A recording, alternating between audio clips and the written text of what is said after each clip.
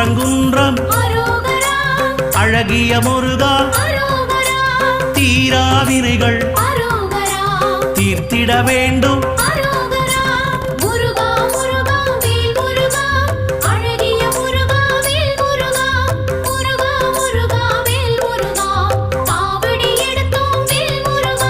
சுவாமி மலையனே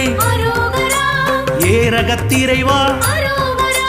அப்பனுக்கு பாடம் சொன்ன ஆறுமுகவேலா